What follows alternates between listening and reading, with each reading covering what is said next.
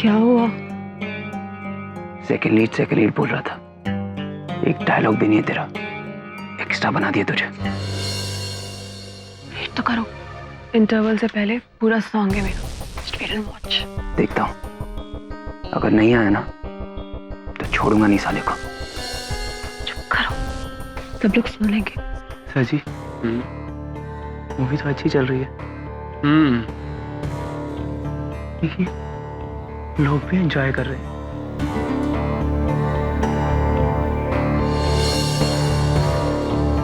लेकिन प्रोड्यूसर साहब खुश नहीं है ना। वो तो बैठे हुए वहां अकेले मुंह लटका के। नहीं सर जी, रिलीज का टेंशन होगा और आप टेंशन मत लीजिए, एकदम रिलैक्स हो जाइए क्योंकि अपनी पिक्चर तो हिट है।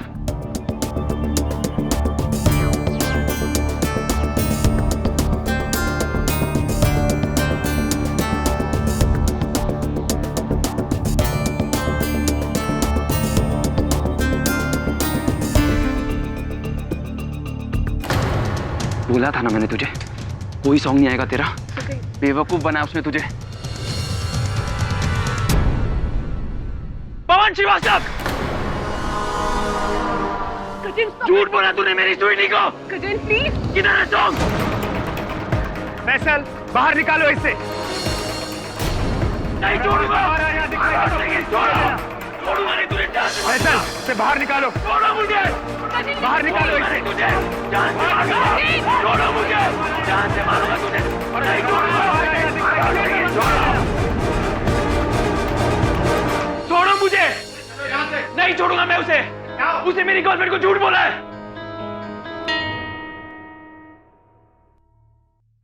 पागल हो गए तुम? दिमाग खराब हो गया तुम्हारा? क्या किया तुमने? तो और क्या करता मैं? वो तुम्हें बेवकूफ बना रहा था। बेवकूफ तो तुम हो ही, और तुम्हारी इस बेवकूफी ने मेरे लिए आगे के सभी रास्तों को बंद कर दिया है। You know what? इस तमाशे को देखने के बाद श्रीवास्तव तो क्या, अब कोई और प्रोड्यूसर भी मुझे काम तक नहीं देगा। Shut up, Gajen. और तुम अभी इस वक्त जाओ यहाँ से। और हाँ, तुम तो उससे माफी मांगने से रहे, लेकिन कोई बात नहीं, मैं तुम्हारे बिहाफ पर उससे माफी जरूर मांग लूंगी। ओके? अब just leave from here. Sweety, Don't talk to me, Gajen. Sweety.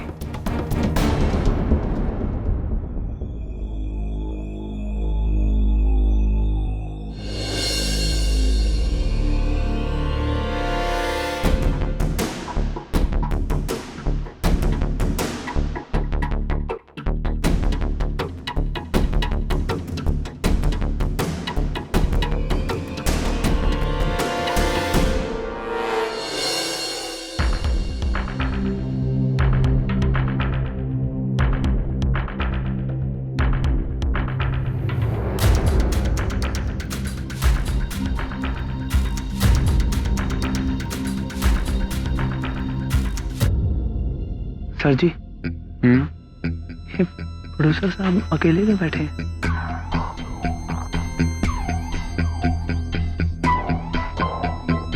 Plan तो होगा स्वीटी के साथ बैठना, उसका बॉयफ्रेंड आ गया तो इनका पचका हो गया।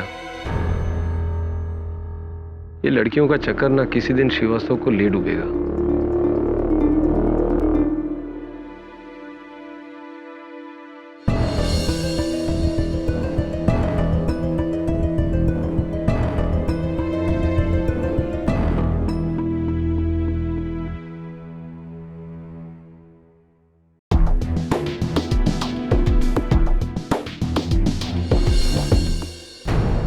पर सर जी, वो कौन है? कौन? अरे मरेगा साला। श्रीवास्तव साहब ने कहा था किसी को मेरे नजदीक आने मत देना। पर सर वो घर कह रहा है। कौन है? ए, क्या हो रहा है? लाइट।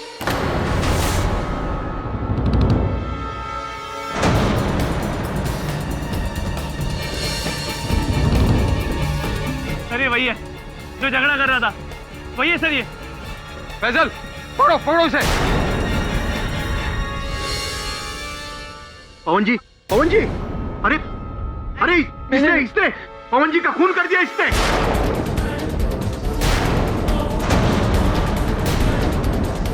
कोई पुलिस को बुलाओ, मैं इसे पकड़ के रखा हूँ। पुलिस को बुलाओ जल्दी। मैंने नहीं मारा जी, मैंने नहीं मारा। अरे पहले से मारा है। ये सारे गवाह हैं। नहीं मारा है पवन जी को। अरे बुलाओ कोई पुलिस को। नहीं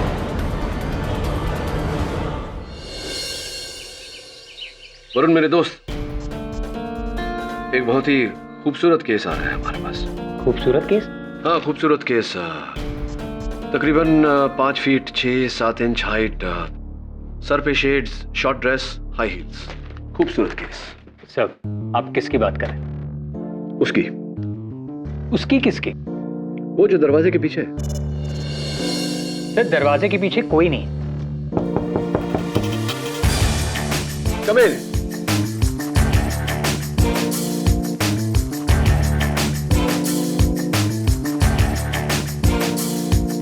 mister KD Pathak. Hi, may I call you Sweety? Please come in Sweety. तो आपके बॉयफ्रेंड गजेंद्र और प्रोड्यूसर श्रीवास्तव के बीच कहासुनी हुई। श्रीवास्तव ने फिजिकली आपके बॉयफ्रेंड को प्रीव्यू थिएटर के बाहर भिजवाया। कुछ समय बाद आपके बॉयफ्रेंड श्रीवास्तव की डेड बॉडी उनके मृत शरीर के ऊपर पाए गए। हाथ में सिरिंज लेकर आप चाहती हैं कि मैं ये केस लड़ूं। जी। क्यों आपको इतना विश्वास है कि गजेंद्र बेगुनाह है? क्योंकि गजेंद्र गुस्से में आकर किसी को धमकी तो दे सकता है, लेकिन किसी का खून नहीं कर सकता। वो ऐसा इंसान है ही नहीं। इंसान अक्सर इंसान जैसा होता है वैसा दिखता नहीं, और जैसा दिखता है वैसा होता नहीं। इंसान का क्या है, वो कब क्यों क्या कर ले कुछ समझ में ही नहीं आता। कितना समय से जानती हैं आप गजेंद्र को? मैं गजेंद्र को इतने सालों से जानती हूँ कि मैं इतना श्योरिटी के साथ कह सकती हूँ कि वो किसी का खून नहीं कर सकता। आप एक बार उससे मिल तो लीजिए, आपको खुद विश्वास हो जाएगा कि उसने खून नहीं किया है।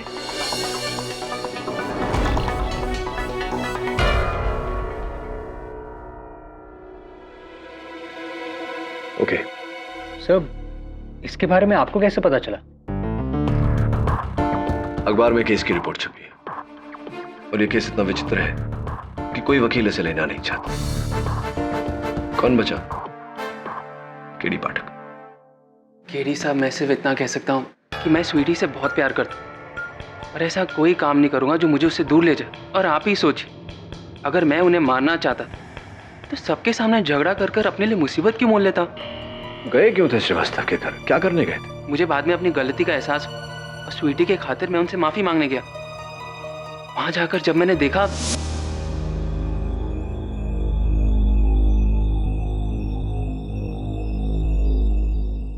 Sorry sir, sir sir sir right.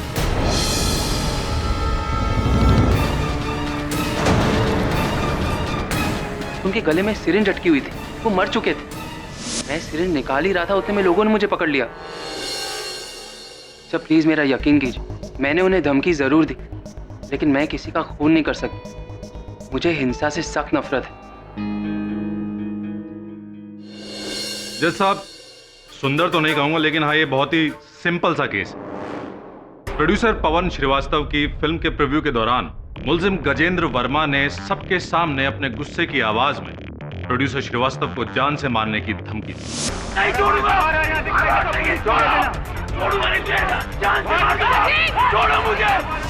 इसके बाद मुलजिम गजेंद्र वर्मा को बेइज्जत करके जब थिएटर से बाहर निकाला गया तो उसने जहर का इंजेक्शन मार के प्रोड्यूसर श्रीवास्तव की हत्या कर दी।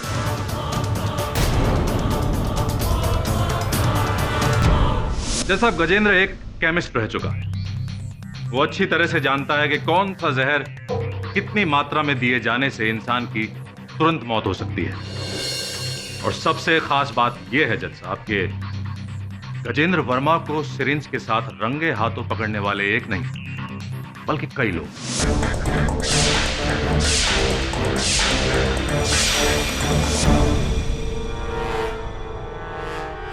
भरद्वाज,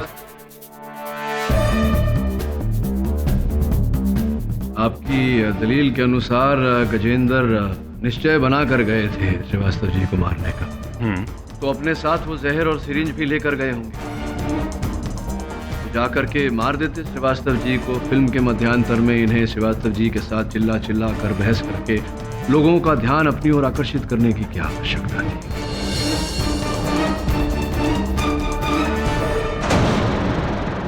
केडी साहब, ये तो आप और आपका क्लाइंट गजेंद्र ही बेटर जानता होगा। बहरहाल ये भी हो सकता है कि जब गजेंद्र को बेइज्जत करके बाहर निकाला गया तो वो जहर और सिरिंज लेकर आया होगा और प्रोड्यूसर श्रीवास्तव को मार दिया होगा। होने को तो कुछ भी हो सकता है भरद्वाज साहब, लेकिन ऐसा हुआ नहीं है। और पुलिस जांच के अनुसार गजेंद्र ने थिएटर के आसपास किसी भी केमिस्ट किसी भी प्रकार का जहर या कोई सिरिंज नहीं खरीदी। मुद्दा ये नहीं है केडी साहब कि गजेंद्र जहर और सिरिंज घर से लेकर आया या केमिस्ट। मुद्दा ये है कि गजेंद्र को श्रीवास्तव का खून करते हुए कई लोगों ने देखा है। भरद्वाज साहब, अक्सर जो होता है वो दिखता नहीं, और जो दिखता है वो होता नहीं। इस केस में भी ऐसा ही है यार। मेरे मुवक्किल का ये कहना है कि वो श्रीवास्तव जी की गर्दन में सिरिंज डाल नहीं रहे थे, उसे निकाल रहे थे। केडी साहब, ये हकीकत तो नहीं हो सकती। हाँ, आपके द्वारा बनाई गई एक बहुत ही सुंदर कहानी जरूर हो सकती है जिस पर कोई भी भरोसा नहीं करेगा। ये अदालत तो बिल्कुल भी नहीं। बस थोड़ी सी प्रतीक्षा कीजिए भरद्वाज साहब, इस कहानी को मैं वास्तविकता में बदल दूंगा। योर ऑनर, मैं डायरेक्टर कमलेश खन्ना को कटघरे में बुलाने की अनुमति चाहता हूँ। इजाजत है? श्री कमलेश खन्ना, आप इस चलचित्र के निर्देशक हैं? जी हाँ। ये बताइए कि इस फिल्म के प्रीव्यू के दौरान किसी व्यक्ति को हॉल में अंदर आते देखा, विशेषकर मध्यांतर के बाद? जी नहीं सर, और किसी को तो नहीं देखा मैंने। मैं तो फिल्म देख रहा था। बहुत अच्छी फिल्म बनी है वकील साहब, आप भी जरूर देखना। बहुत ही सुंदर केडी साहब, आपकी दलीलों में मजा तो बहुत आ रहा है, लेकिन क्या है कि अदालत का कीमती वक्त भी बर्बाद हो रहा है। इतने सारे गवाहों की गवाही के बाद यह बात तो साफ है कि फिल्म के दौरान गजेंद्र के अलावा प्रीव्यू हॉल में कोई आया ही। इसका मतलब गजेंद्र ने ही पवन श्रीवास्तव का खून किया है।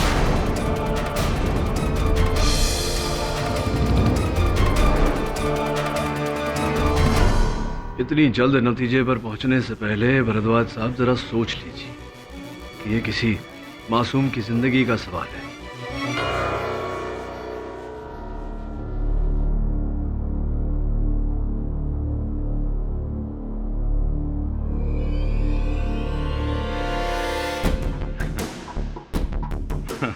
मासूम,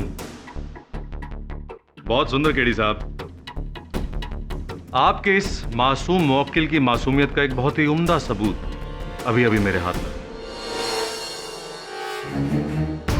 जज साहब, पुलिस रिकॉर्ड से पता चला है कि गजेंद्र वर्मा 14 साल की उम्र में अपने स्कूल के 2 लड़कों के साथ मारपीट और उनके सर फोड़ने के जुर्म में 4 महीने रिफॉर्म हाउस यानी कि बाल सुधार गृह में काट चुके हैं।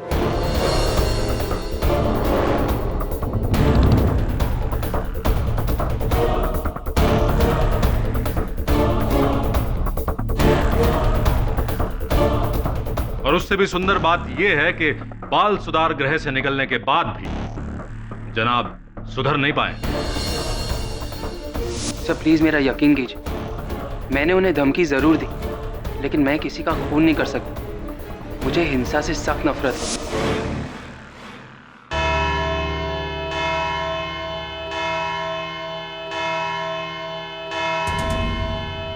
यह अदालत कल तक के लिए मुलतवी की जाती है। The court is adjourned till tomorrow.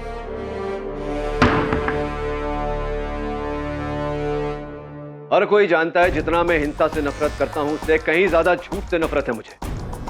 क्या सोचकर झूठ बोला तुमने मुझे गजेंद्र? क्या कहा था तुमने? हिंसा से मुझे नफरत है। ये सब क्या था जो कोर्ट में बताया? सर मैंने आपसे कभी झूठ नहीं कहा। हाँ, बचपन में नादानी में मुझसे गलती हो गई थी, जिसकी सजा मैंने 4 महीने रिफॉर्म हाउस में रहकर बिताई। 4 महीने मिले नर्स से भी बदतर थे। रिफॉर्म हाउस से बाहर निकलते ही मैंने डिसाइड कर लिया कि मैं कभी हिंसा का सहारा नहीं लूंगा। तो प्लीज मेरा यकीन कीजिए, मैंने खून नहीं किया। और कुछ है, कोई बचपन की बात या जवानी की बात जो तुमने मुझे बताई ना हो? प्लीज बता दो। नहीं सर, और कुछ भी नहीं। तो श्रीवास्तव यहाँ बैठा था और श्रीवास्तव के इर्द गिर्द बाकी के लोग बैठे थे इन सीट्स पर। अगर इनमें से कोई श्रीवास्तव की तरफ बड़ा होता, थैंक यू, तो इन लोगों में से उसे अवश्य किसी ने देखा होता। बाहर इन दरवाजों से कोई अंदर आया होता, तब भी यहाँ बैठे लोगों में से किसी ने उसे देखा होता, जैसे कि गजेंद्र को देखा। अगर इंटरवल के बाद ऑडिटोरियम में बाहर से कोई आया नहीं, किसी ने किसी को आते हुए देखा नहीं, तो फिर श्रीवास्तव की हत्या की किसने? सर हो सकता है इनमें से कोई एक झूठ बोल रहा हो।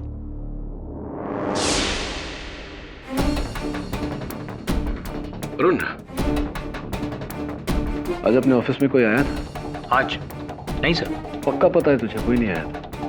हाँ सर, हम 100% श्योर कोई नहीं आया था। सोच के बता, सवेरे से लेकर के अब तक कोई नहीं आया? सर मुझे पता है कोई नहीं आया था। तो फिर ये चाय कहाँ से आई?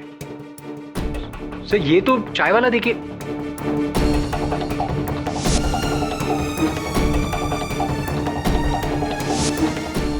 एग्जैक्टली। कि ऑडिटोरियम में भी कोई ऐसा व्यक्ति आया था जो हमेशा वहां से आता जाता रहता है, लेकिन उसकी तरफ ध्यान नहीं देता। सुनील, आप उस थिएटर में अशर हैं, प्रवेशक हैं। जी सर। लोगों को उनकी सीट दिखाने के अतिरिक्त आप वहाँ जलपान, स्नैक्स, कोल्ड ड्रिंक्स इत्यादि भी बेचते हैं। जी सर। तो ये बताइए कि उस दिन उस फिल्म के मध्यांतर के बाद आप थिएटर के अंदर गए थे? जी नहीं सर। सोच के बता। जी सर, मैं सच कह रहा हूँ सर। इंटरवल के बाद सर मैं काउंटर पर ही था सर, मैं अंदर गया ही नहीं सर। ठीक है, बैठिए। Thank you sir. खन्ना साहब, जरा सोच कर बताइए, क्या आपने उस दिन फिल्म के मध्यांतर के बाद हॉल के अंदर किसी को घूमते हुए देखा था? ऑब्जेक्शन जज साहब। बार बार सवाल पूछे जाने से सच्चाई बदल नहीं जाएगी। केडी साहब गवाह पर जोर डाल रहे हैं। Objection sustain.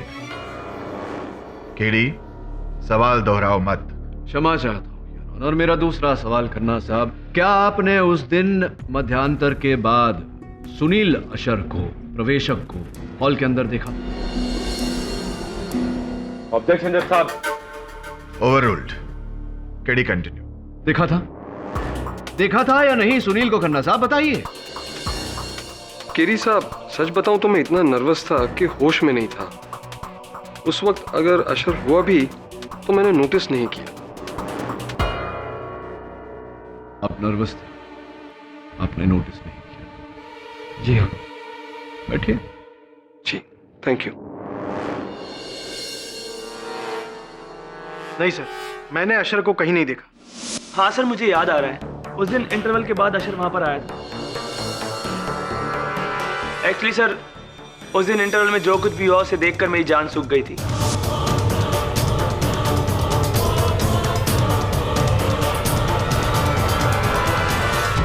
और झगड़ा खत्म होते होते इंटरवल खत्म हो गया और मूवी भी शुरू हो गई थी सर। और मुझे प्यास लगी थी लेकिन मैं बाहर जा नहीं पाया, इसलिए मैंने चारों तरफ नजर घुमाई और वहां मैंने अशर को पाया। हेलो,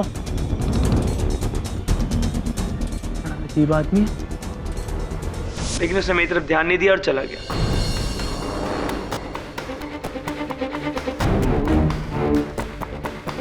कहाँ चला गया? सर शायद पीछे की तरफ गया होगा। एक्चुअली मैंने ध्यान नहीं दिया। साहब मैंने पहले भी कहा मैं नहीं था। अरे ऐसे कैसे नहीं थे? अभी अभी उस फिल्म के असिस्टेंट डायरेक्टर ने अपने कथन में कहा है कि उन्होंने आपको देखा था हॉल के अंदर। आप कह रहे हैं कि आप नहीं थे, ऐसा कैसे हो सकता है? साहब जब मैं अंदर गया ही नहीं तो फिर कोई मुझे कैसे देख सकता है? कितने अशर है तुम्हारे थिएटर में? साहब वैसे तो 2 है, लेकिन उस दिन दूसरा छुट्टी पे गया था, मैं अकेला ही ड्यूटी पे था। एक अगर उस दिन छुट्टी पर था तो स्पष्ट बात है कि जिसको देखा है असिस्टेंट डायरेक्टर साहब ने, वो आप ही थे, आप ही हॉल के अंदर थे। नहीं साहब, मैं भगवान की कसम खा के कहता हूँ, मैं उस दिन हॉल में नहीं था। मैं तो इंटरवल के बाद पूरी फिल्म खत्म होने तक थिएटर के बाहर ही था, अंदर गया ही नहीं। थिएटर के बाहर थे? थिएटर के बाहर क्या कर रहे थे? नहीं बोलिए, थिएटर के बाहर क्या कर रहे थे? कार पार्किंग में मैं अपनी गर्लफ्रेंड मीना से बात कर रहा था। वैसे चलो बा, कुछ समय के लिए मान लेते हैं कि तुम अपनी गर्लफ्रेंड मीना से बात कर रहे थे, तो फिर असिस्टेंट डायरेक्टर ने जिसे देखा वो कौन था? केडी साहब, वो कोई नहीं था। वो सिर्फ और सिर्फ एक वहम है, भ्रम है। हॉल में कोई आया ही नहीं था। आया था भरद्वाज साहब। अशर भले ना आया हो, लेकिन अशर के कपड़ों में कोई व्यक्ति अवश्य आया। भाई बहुत सुंदर केडी साहब, ये तो आपने एक नई कहानी शुरू कर दी। शुरू नहीं की, इसी कहानी को खत्म करने का समय आ गया है भरद्वाज साहब। और इस कहानी का आखिरी पार्ट उस थिएटर का वॉचमैन, योर ऑनर। आपका नाम? दुर्योधन प्रसाद साहब। दुर्योधन प्रसाद साहब। Order order. साहब नहीं साहब, साहब तो आप हैं, मैं सिर्फ दुर्योधन प्रसाद ही हूँ। अच्छा, तो दुर्योधन जी ये बताइए कि उस थिएटर के वॉचमैन द्वारपाल आप हैं? जी साहब। आपने उस फिल्म के मध्यांतर के बाद किसी को अंदर जाते हुए देखा? नहीं साहब, इंटरवल के बाद तो कोई आता ही नहीं साहब। पर हाँ, याद आया, एक आदमी को अंदर जाते हुए देखा था मैंने। तुम्हें कैसे मालूम है कि वो बाहर का आदमी था? क्योंकि वो आदमी थिएटर से बाहर आया ही नहीं, क्योंकि आया था तो इंटरवल के बाद ही आया था। और ये बात आप इतने विश्वास के साथ कैसे कह सकते हैं? साहब, वो आदमी इंटरवल खत्म होने के बाद अपनी गाड़ी में आया और गाड़ी हॉल के बाहर उसने पार्क कर दी। जब मैंने उससे कहा गाड़ी अंदर पार्क कर दो, तो वो मुझे अंग्रेजी में सेटअप करके चला गया। और ये जो आदमी इंटरवल के बाद अंदर घुसा था, ये बाहर कभी आया? इसे बाहर आते देखा? नहीं साहब, मैं उस समय चाय पीने को चला गया था। इस व्यक्ति का हुलिया कैसा? कैसा क्या मतलब? दिखता कैसा था वो? साहब, जैसे सब लोग दिखते हैं, हम आप वैसे ही था। मेरा मतलब है व्यक्ति का कद, उसकी ऊंचाई कितनी थी? अरे जैसे सबकी होती है वैसे ही थी, हमारी और आप जैसी। अच्छा, ये बताओ कि जिस व्यक्ति को तुमने इंटरवल के बाद अंदर जाते हुए देखा था, किस रंग के कपड़े पहने थे उसने? कमीज किस रंग की पहनी थी? रंग तो अरे हर आदमी वही रंग पहनता है, जैसे आप पहने और मैं पहनता हूँ, वैसे ही रंग था। मेरे या आप? मतलब दोनों की तरह, आप जैसा और मेरी जैसा। ये बताइए कि जिस रंग की कमीज उस व्यक्ति ने पहनी थी, क्या यहाँ अदालत में किसी ने उस रंग की कमीज पहनी है? क्या वकील साहब, सबने एक जैसे कपड़े पहने, जैसे आपने और मैंने। God, you colour blind. Honour, दुर्भाग्यवश ये कलर ब्लाइंड है, इन्हें रंगों की पहचान नहीं, किंतु मुझे पूरा विश्वास है कि जिस व्यक्ति को इन्होंने मध्यांतर के बाद थिएटर में जाते हुए देखा था, वही हत्यारा है। जज साहब, केडी साहब इस अदालत का वक्त बर्बाद कर रहे हैं। अरे जिस आदमी को रंगों की पहचान ना हो, जो आदमी किसी का होलिया ठीक से बयान तक ना कर सके, उस आदमी की बात का यकीन कैसे किया जा सकता है? भरद्वाज साहब, ये कलर ब्लाइंड है, पागल नहीं। आपका कहना बहुत सुंदर है केडी साहब, लेकिन ये भाई साहब कलर ब्लाइंड है, ये राज तो अभी खुला है। इनके बारे में और ना जाने कितने राज खुलने बाकी हैं। जज साहब, इस आदमी की गवाही पर भरोसा नहीं किया जा सकता। Excuse me KD sir. Your honour, अनुमति चाहता हूं। इजाजत है।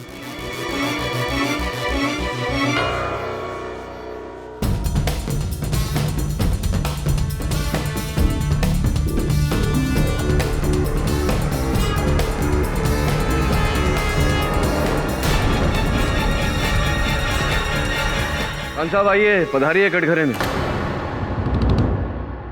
मिस्टर फैजल खान, आपने पुलिस को अपने ये दूसरे सेलफोन के बारे में नहीं बताया था, क्यों?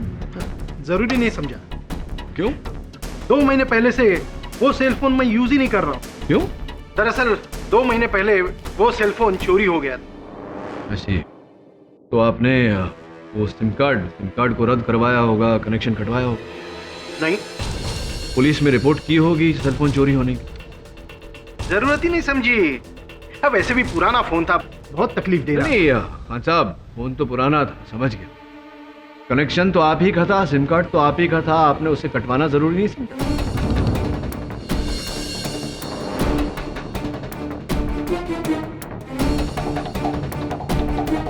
आप जानते हैं आपके उसी सिम कार्ड से पिछले 2 महीने में कितने फोन किए गए? ये होंगे, मुझे क्या, मेरे सिम कार्ड में तो बैलेंस ही नहीं था, मुझे कौन सा नुकसान। अब इसमें आपका क्या नुकसान हुआ है ये तो समय ही बताएगा खान साहब। वैसे कहाँ चोरी हो गया था आपका ये सेलफोन? शूटिंग के वक्त खो गया। हो गया? समय पहले आपने बोला चोरी हो। किसी ने निकाल लिया होगा या कहीं कहीं पॉकेट से गिर गया होगा, मुझे क्या पता। सर जी, आपको शूटिंग के टेंशन के बारे में कुछ पता नहीं, जान हलक में अटकी रहती है। साहब, केडी साहब इस आदमी के दूसरे सेलफोन के बारे में पूछ के पता नहीं क्या प्रूव करना चाहते हैं। केडी, आपको इस आदमी पे शक है? योर ऑनर, मुझे तो शक भरद्वाज साहब पर भी है। मतलब क्या आपका? मतलब ये भरद्वाज साहब की मुझे शक है कि आप मुझे भटकाने की कोशिश कर रहे हैं, लेकिन योर ऑनर मैं ये साबित कर दूंगा कि खान साहब के खोए हुए सेलफोन या चोरी किए गए सेलफोन और इस हत्या के केस के बीच गहरा ताल्लुक है। Your honour, the defence request for a 2-hour interview. यह अदालत 2 घंटे के लिए स्थगित की जाती है।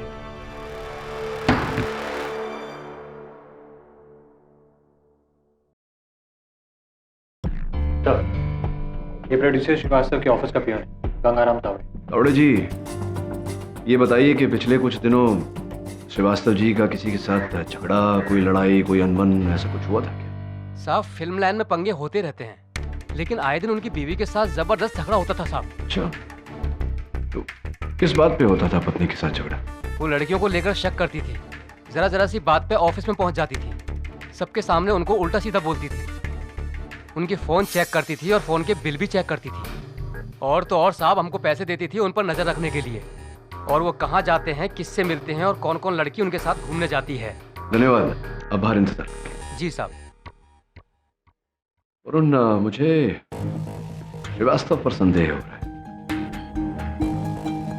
सोच, जिसकी बीवी इतनी शक्की हो, जो खुद इतना रंगीन मिजाज का हो, वो अपने इन रंगीले कार्यों के लिए खुफिया सेलफोन तो अवश्य रखे, क्योंकि उसकी बीवी उसके सेलफोन के बिल्स चेक करती थी, वो अपने नाम पर फ़ोन तो लेगा नहीं। मुझे पूरा विश्वास है कि फैजल खान का फ़ोन श्रीवास्तव के पास ही था। वो फ़ोन कंपनी से कुछ पता चला क्या? सर, मैंने फ़ोन कंपनी से पता किया, वो दूसरे सेलफोन से जो लास्ट कॉल किया था उसका लोकेशन श्रीवास्तव का ऑफिस ही है। तो जा फिर ढूंढ, ज़्यादा समय नहीं बचा। Right sir.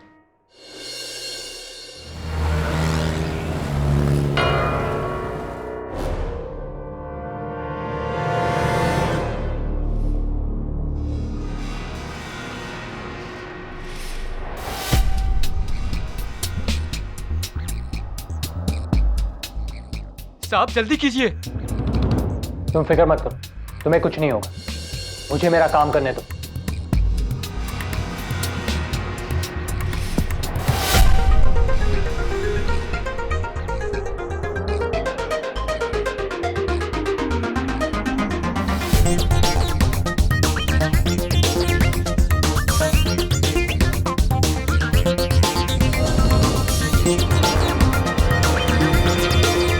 साहब जल्दी कीजिए, नहीं तो मेरी नौकरी चली जाएगी अगर किसी ने देख लिया तो। वहीं पे खड़े रहो।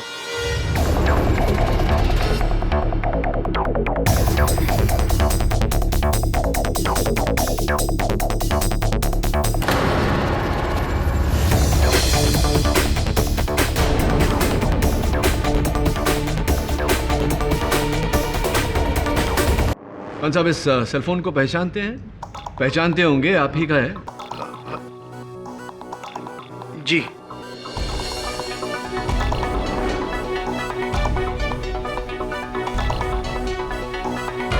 हकीकत यही है सर कि ये सेल नंबर मेरा है ही नहीं।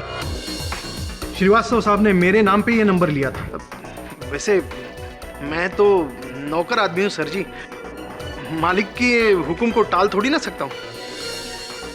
लेकिन कसम खाकर कहता हूँ सर कि जिस दिन से मैंने ये नंबर और ये फोन श्रीवास्तव साहब को दिया ना, उस दिन से मैंने ये मोबाइल की शक्ल तक नहीं देखी।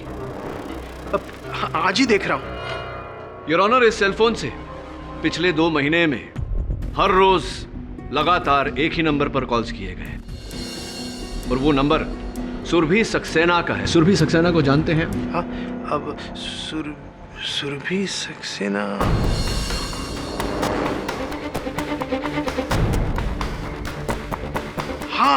हाँ, वो उन्होंने कुछ साल पहले श्रीवास्तव साहब की एक फिल्म में सेकंड हीरोइन का काम किया था। राइट। और कुछ महीने पहले वो श्रीवास्तव साहब के ऑफिस में भी उनसे मिलने आई थी। सुरभि सक्सेना। सुरभि जी, कृपया कर अदालत को बताइए कि आप फिल्म प्रोड्यूसर पवन श्रीवास्तव को कैसे जानती थी?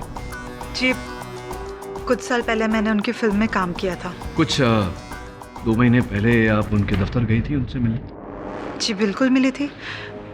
मुझे काम के सिलसिले में बहुत सारे प्रोड्यूसर्स, डायरेक्टर्स, कास्टिंग डायरेक्टर्स से मिलना पड़ता है। Of course. मैं गई थी उनसे मिलने। और उसके बाद दूसरी मुलाकात कब हुई उनके साथ? दरअसल उस मुलाकात के बाद जरूरत ही नहीं पड़ी। सुरभि जी, पिछले 2 महीने से श्रीवास्तव जी आपको लगातार प्रतिदिन 4-5 बार फोन कर रहे हैं और आपकी वार्तालाप मिनटों नहीं घंटों चल रही थी। आप झूठ क्यों बोल रही हैं कि आपकी बात ही नहीं हुई उनके साथ? प्लीज सच बताइए। जी, दरअसल मैं और पवन बहुत जल्द शादी करने वाले थे।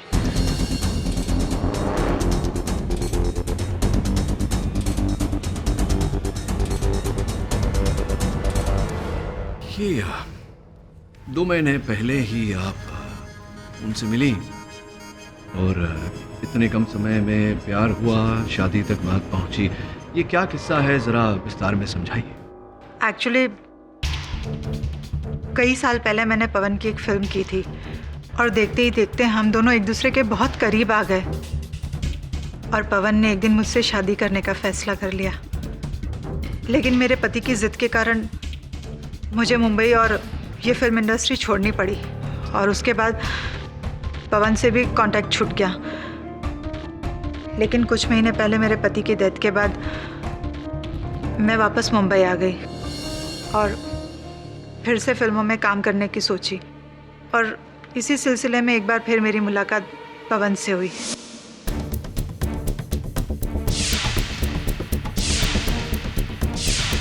और इस फिल्म की रिलीज के बाद पवन अपनी बीवी को तलाक देकर हमारी शादी अनाउंस करने वाले थे।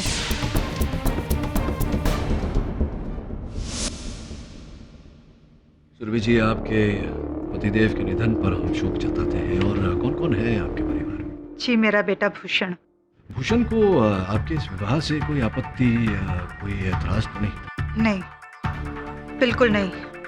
इनफैक्ट भूषण और पवन एक दूसरे को बहुत पसंद करते थे। तो इस समय क्या व्यस्तता है आपके सुपुत्र की, क्या करते हैं वो? जी, वो एक NGO रन करता है।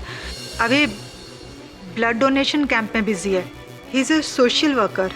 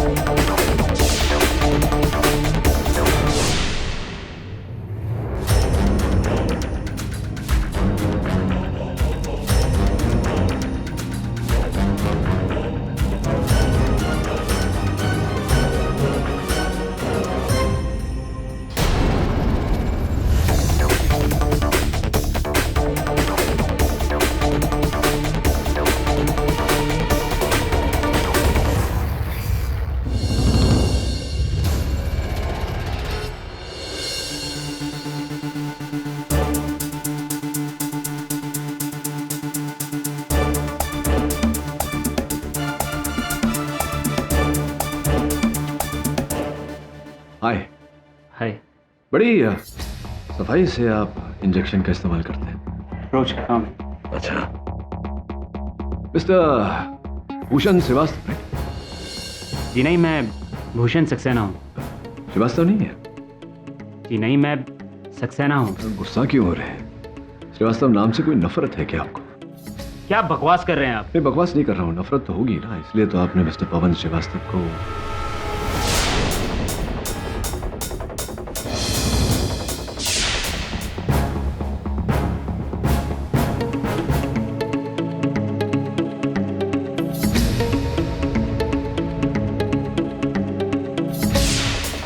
जाइए, मुझे और भी काम है।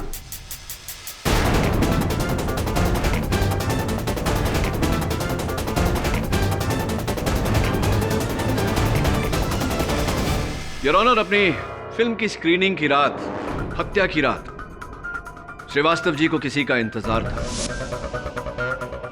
और जिस व्यक्ति का वो इंतजार कर रहे थे वो नहीं चाहते थे कि वहां उपस्थित लोगों की नजर उस पर पड़े, इसीलिए वो पीछे की रो में अकेले बैठे हुए थे। श्रीवास्तव जी के जीवन का सबसे बड़ा रहस्य सुरभि सक्सेना थी, या यूं कहिए उनके सुपुत्र भूषण, और भूषण को ही उन्होंने वहां बुलाया था मुलाकात करने के लिए, उनके और सुरभि जी की शादी के बारे में बताने के लिए। भूषण के इतिहास को टटोलने के बाद हमें पता चला कि लिटरेचर में एमए करने के बावजूद उनकी दिलचस्पी समाज सेवा में थी। कई blood donation camps, medical camps का वो हिस्सा बने थे, इसीलिए योर ऑनर उन्हें दवाइयों और सिरिंजेस का बहुत तजुर्बा था, और इसी जानकारी के आधार पर मैंने उनका पीछा करवाया।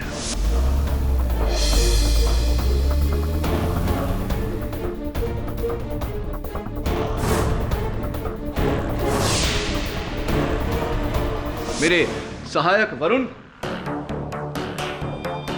भूषण की गाड़ी की डिक्की में से उस थिएटर के प्रवेशक का ये यूनिफॉर्म मिला,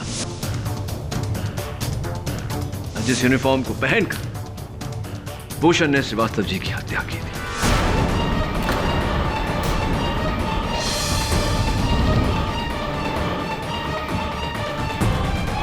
केडी साहब, आपकी इस एक्साइटिंग स्टोरी का अंत काफी बोरिंग रहा। भूषण की कार की डिक्की में अशर के कपड़े मिल जाने से भूषण कातिल साबित नहीं हो जाता। वो कपड़े वहां कोई और भी रख सकता था भूषण को फंसाने के लिए। भरद्वाज साहब, कहानी अब तक खत्म नहीं हुई, पिक्चर अभी बाकी है मेरे दोस्त। आप भूल गए कि हमारे पास एक चश्मदीद गवाह भी है। योर ऑनर, मैं इस केस के इकलौते गवाह उस थिएटर के वॉचमैन दुर्योधन प्रसाद जी को कटघरे में बुलाने की अनुमति चाहता हूं। दुर्योधन प्रसाद साहब, अदालत को यह बताइए कि उस रात जिस व्यक्ति को आपने मध्यांतर के बाद थिएटर में घुसते हुए देखा था, जिसने आपको क्या कहा था? अंग्रेजी में बोला था शट अप। हाँ, क्या वो व्यक्ति इस समय अदालत में उपस्थित है? जी वकील साहब, ये सामने खड़ा है, वही आदमी है।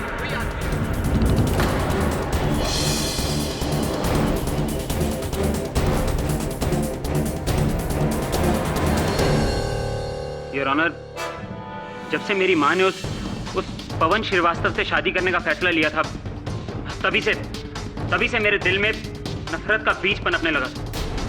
बहुत साल पहले उसने मेरी माँ को धोखा दिया था, और आज फिर जब उसे अपनी जरूरत पड़ी तो वो मेरी माँ से शादी करने के लिए आ गया। मैं अपनी माँ की जिद को अच्छी तरह जानता था, इसलिए मैंने कभी उन्हें जाहिर नहीं होने दिया कि मुझे इस शादी से कोई भी एतराज है। लेकिन दिल ही दिल में मैं उसके लिए नफरत बढ़ाता जा रहा था, और ये नफरत की इंतहा थी कि जब मुझे पता चला कि इस फिल्म के बाद श्रीवास्तव और मेरी माँ अपने संबंधों को दुनिया के आगे जाहिर करने वाली, और तभी मैंने सोच लिया कि इस फिल्म की स्क्रीनिंग के बीच में ही मैं उसे खत्म कर दूंगा। श्रीवास्तव ने मुझे इस फिल्म की स्क्रीनिंग के लिए बुलाया था। मैं आया तो था, लेकिन इंटरवल के बाद। अरे साहब जी, वो आपने गाड़ी बाहर पार्क कर दी है साहब, जगह अंदर बहुत है, अंदर खड़ी कीजिए ना। शराब अंग्रेजी में शराब? तो फिर उसके बाद मैंने अपनी जैकेट के नीचे अशर के कपड़े पहन लिए थे।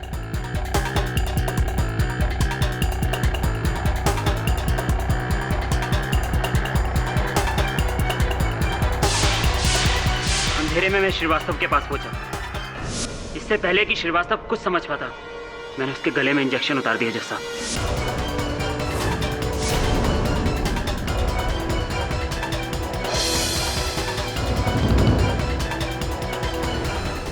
श्रीवास्तव को मार के मैं वहां से चुपचाप बाहर निकल गया। और फिर योर ऑनर गजेंद्र ने श्रीवास्तव जी को वहां देखकर उनकी गर्दन से वो इंजेक्शन निकाला। उसी समय डायरेक्टर खन्ना वहां आ गए और उन्होंने शोर मचाया।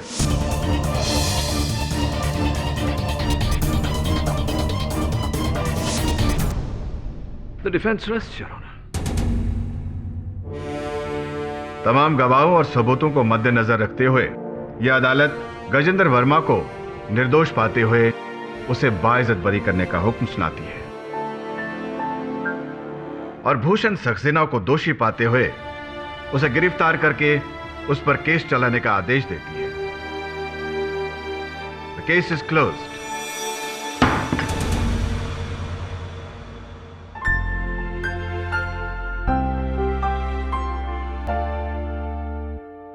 हाँ भरद्वाज साहब, कैसा लगा इस कहानी को हकीकत का रूप लेते देख? मजा आया या नहीं? हाँ, बहुत ही सुंदर ढंग से लकी रहे केडी साहब। अच्छा, अगर वॉशर के कपड़े जला देता तो आप कभी भी उस तक पहुंच नहीं सकते थे। बहुत पुरानी कहावत है भरद्वाज साहब कि गुनहगार कोई ना कोई चूक अवश्य करता है, बस ढूंढने वाले की नजर चाहिए। जो चुप रहेगी जुबान है खंजर, लहू बोलेगा आस्तीन का।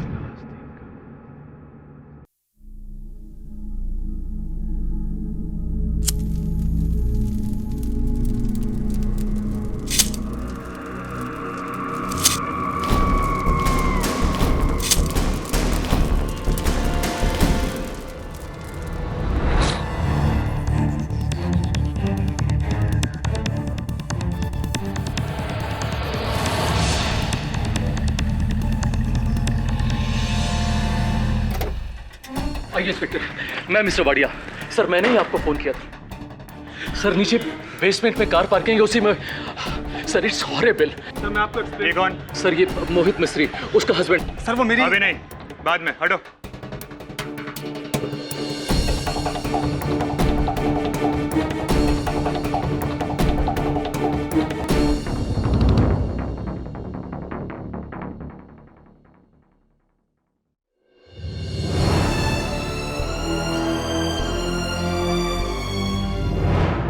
सर वो पार्किंग। चलो।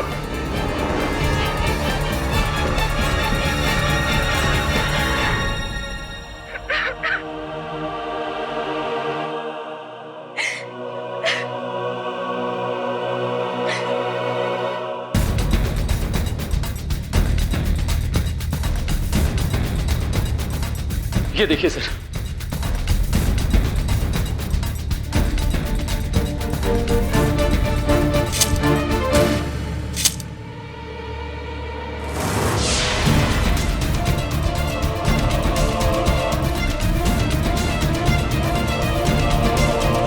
इधर आओ।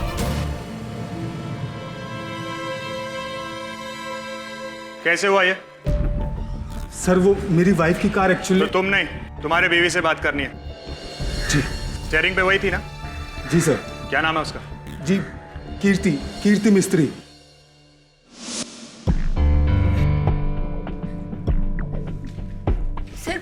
सर मैं 1 घंटे पहले ही अपने 9th फ्लोर के फ्लैट से नीचे आई थी लिफ्ट से।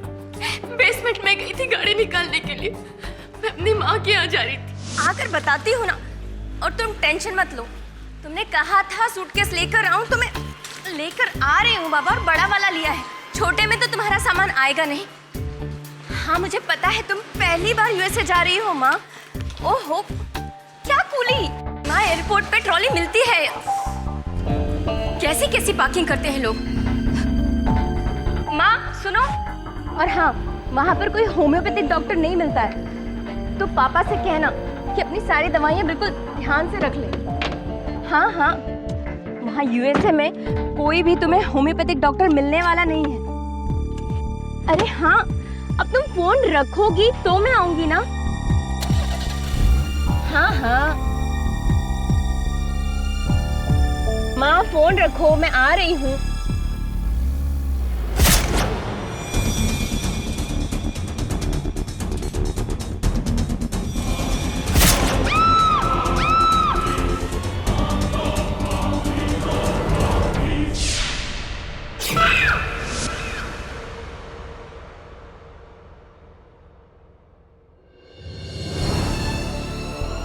सर मैं सच में नहीं जानती कि रिंकू मेरी गाड़ी के पीछे कब कहाँ से आ गई।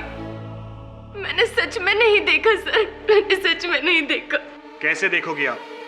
आपने बहुत ही गैर जिम्मेदाराना हरकत की है मिसेस मिस्त्री। देखिए सर, हम मानते हैं कि गलती हमारी है, लेकिन रिंकू क्या कर रही थी कार पार्किंग में? और वैसे भी इस वक्त तो वो हमारे बच्चों को स्कूल से लेने जाती है, और इस वक्त तो पूरा कार पार्किंग खाली रहता है। ये रिंकू क्या करती थी? सर वो हमारे घर में मेड है। वो ऐसे जो कुछ भी हुआ है आप ही की वजह से हुआ है। तहकीकात तो होगी, आप पुलिस स्टेशन चलिए।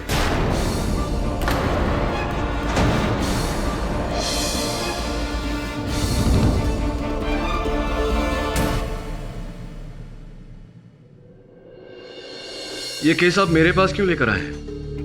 ये तो एक्सीडेंट केस है। मेरे एक मित्र हैं एडवोकेट पंथकी, जो इस तरह के एक्सीडेंट केसेस के स्पेशलिस्ट हैं। आप कहें तो उन्हें फोन कर दूं। अगर ये एक्सीडेंट केस होता तो मैं आपके पास आता ही नहीं मिस्टर पाठक। पुलिस इसे मर्डर कह रही है, और उनका मानना है कि कीर्ति ने जानबूझकर रिंकू को अपनी कार से कुचल डाला, उसे जानबूझकर मारने के इरादे से। जानबूझकर? जी हाँ, जानबूझकर। योर ऑनर, मिसेस मिस्त्री ने उनकी मेड रिंकू की जान ली जानबूझकर। कैसे? ये फोटोग्राफ्स प्रूव करेंगे। योर ऑनर, नॉर्मली जब ऐसा कोई हादसा होता है तो मरने वाले के शरीर पर से एक बार गाड़ी गुजर जाती है, लेकिन यहाँ पे रिंकू के मृत शरीर के ऊपर से एक बार नहीं, दो बार नहीं, तीन बार मिसेस मिस्त्री के गाड़ी के टायर्स गुजरे।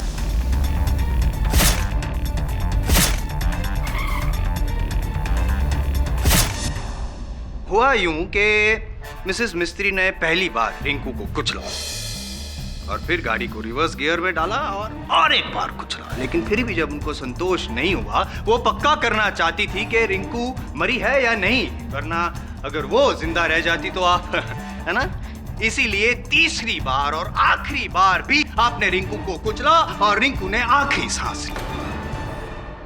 फॉरेंसिक्स रिपोर्ट का ये कहना है योर ऑनर के तीनों मर्तबा जो टायर्स के निशान पाए गए हैं वो मिसेस मिस्त्री की गाड़ी के ही हैं।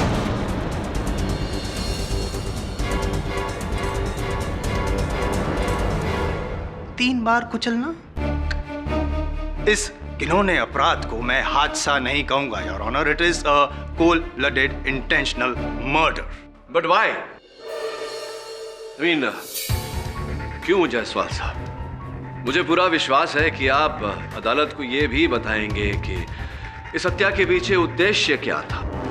क्यों भला कीर्ति जी ने अपने ही घर के मुलाजिम रिंकू जी की हत्या की, जबकि इन दोनों के बीच में कोई बैर, कोई दुश्मनी नहीं थी, राइट? जी हाँ सर, रिंकू मेरे घर में काम कर बहुत खुश थी। वो पिछले 6 सालों से मेरे यहाँ काम कर रही थी, बल्कि वो हमारे परिवार का एक हिस्सा थी, हिस्से की तरह थी, हमारे परिवार जैसी थी।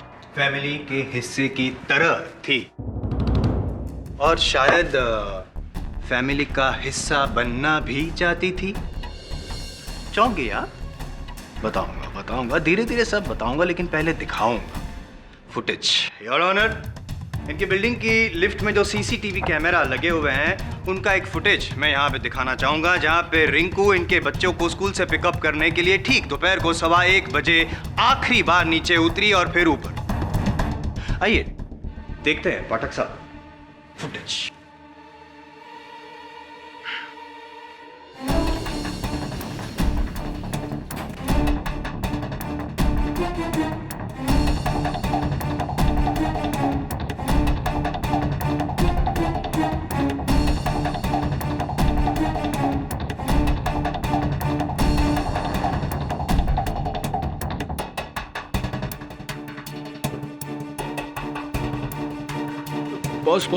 पॉज। योर ऑनर, मैं मिस्टर वाडिया को कटघरे में बुलाने की अनुमति चाहता हूं। इजाजत है। ये वीडियो देखा आपने मिस्टर वाडिया? जी। आप ही थे रिंकू के साथ लिफ्ट में? जी हाँ। मैंने देखा कि जब आप रिंकू से बात कर रहे थे, डर रही थी, घबरा रही थी, और फिर विशेषकर यहाँ वो देखिए, जब आपने रिंकू को काट देने का प्रयास किया तब वो एकदम से डर के पीछे हटी।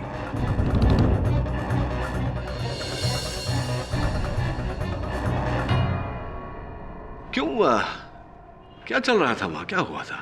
जी दरअसल वो मुझे पता लगा था कि रिंकू अंग्रेजी सीखना चाहती है, तो मेरे एक फ्रेंड का इंग्लिश कोचिंग इंस्टीट्यूट है, तो सर मैं उस गरीब लड़की को उनका विजिटिंग कार्ड देकर उसकी मदद कर रहा था सर। So sweet. उपकार कर रहे थे एक गरीब पर आप। श्योर? कुछ और नहीं था? Of course. और सर और क्या बात हो सकती है? वैसे भी गाड़ी मेरी नहीं थी सर, गाड़ी इनकी थी। Correct mister Wadia, correct. और वैसे भी केस आपके खिलाफ नहीं है, क्यों मिस्टर पाठक? इनके खिलाफ है, और इनके खिलाफ मेरे पास और भी कई सबूत हैं। जैसे कि इन दोनों के लिफ्ट में से बाहर निकलने के बाद ठीक 20 मिनट बाद, हाँ, आप 20 मिनट बाद आप भी लिफ्ट से नीचे उतरती हैं, बेसमेंट में जाती हैं अपनी कार की, और फुटेज देखना चाहेंगे? पाठक साहब, control before it gets out of control.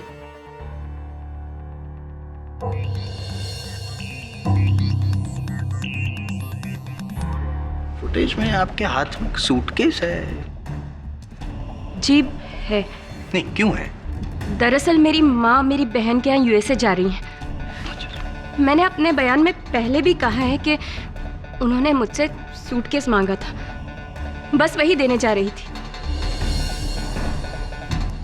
नहीं, सही बात है, मदद तो करनी चाहिए, बेटी तो माँ की मदद करेगी ही ना। तो जाहिर सी बात है ये बैग तो खाली हो। हाँ, खाली था। अच्छा, ऐसा क्यों लग रहा है इस फुटेज में कि आप बैग को घसीटते हुए जो लेके जा रही है, वो बैग भरा हुआ है, ऐसा क्यों लगता है? अक्सर तौर पे खाली बैग को तो यूं आराम से उठा के लेके जाता है इंसान। मेरी दीदी ने यहाँ पर कुछ सलवार सूट बनवाए थे, माँ वही लेकर जा रही थी, वही थे उसके अंदर। अभी अभी आपने कहा कि बैग खाली थी, अब कह रहे हैं कि... देखिए वकील साहब, सूटकेस खाली था या भरा था, इससे क्या साबित? बहुत कुछ साबित होता है। एक औरत गुस्से में निकलती है, वहां पे कार पार्क की ओर जाती है, बैग लेकर रोते हुए देखा आपने, रो रही थी आप। आमतौर पे रियल लाइफ में कोई ग्लिसरीन यूज नहीं करता, आप रो रही थी कि नहीं? I object your honour. इस बात का रिंकू की हत्या के साथ कोई संबंध नहीं। संबंध है, इसीलिए पूछ रहा हूं। Your honour, please. Overruled. You may proceed, Mr. Jaiswal. Thank you. Mrs Kirti, असल में आप अपना घर छोड़कर जा रही थी अपने माँ के घर। मैं नहीं, माँ के घर जा रही थी, और आपकी माँ तो 3 महीने बाद यूएस जाने वाली है, तो अभी से आप बैग लेकर क्यों?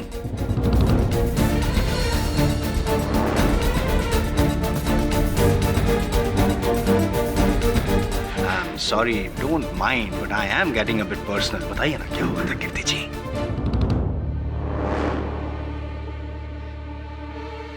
जी हाँ, झगड़ा हुआ था। You are. मिस्टर जायसवाल, झगड़े तो हर घर में होते हैं, आपके घर में भी होते होंगे। अब पत्नी का रूठ कर मायके जाना और रिंकू की हत्या होना, ये दोनों अलग अलग बातें हैं, नहीं लगता आपको ऐसा? Please don't doubt my intentions mister Pathak. आप कहना क्या चाहते हैं मिस्टर जायसवाल? आपका इशारा किस ओर है? योर ऑनर, मेरा इशारा किस ओर है और मेरा इरादा क्या है अभी साफ हो जाएगा मेरी अगली गवाह के साथ, मिस एलिस। साहब, मेरा नाम एलिस है। मैं उसी बिल्डिंग में मिस्टर और मिसेस जागीरदार के घर पर काम करती हूँ। रिंकू मेरी बहुत अच्छी दोस्त थी। रोज शाम को बच्चों को लेके हम गार्डन में मिला करते थे, काफ़ी गपशप किया करते थे। लेकिन उसकी मौत के 2 दिन पहले रिंकू ने मुझसे बहुत अजीब बात की थी।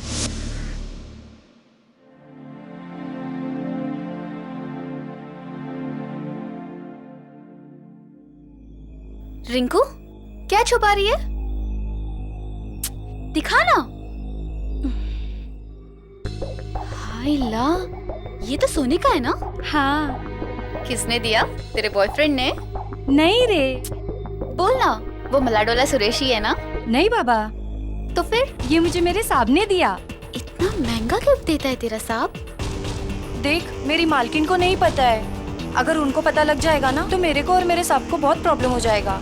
तू मेरी दोस्त है इसलिए मैं तुझे बोल रही हूँ। तू बताना मत किसी को। हाँ, और वो बात मैंने कभी किसी को नहीं बोली, लेकिन अब रिंकू के मरने के बाद मैं बोल रही हूँ। बहुत सही जगह पे बोल रही हैं आप एलिस। क्या ये वही चेन है? सही।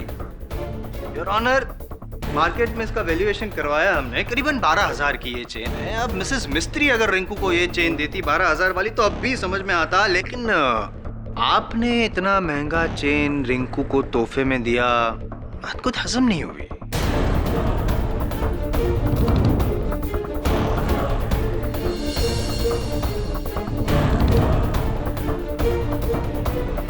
क्या इस बात पे रोशनी डाल सकते हैं? मिस्टर मिस्त्री, मोहित मिस्त्री, आपकी मेड रिंकू की उंगलियों के नाखून में से कुछ मिला है। फॉरेंसिक का ये कहना है कि उनकी उंगलियों के नाखून में से किसी मर्द की चमड़ी के अंश मिले हैं। जाहिर सी बात है कि मरने से पहले किसी मर्द के साथ उनका जिस्मानी संबंध हुआ होगा।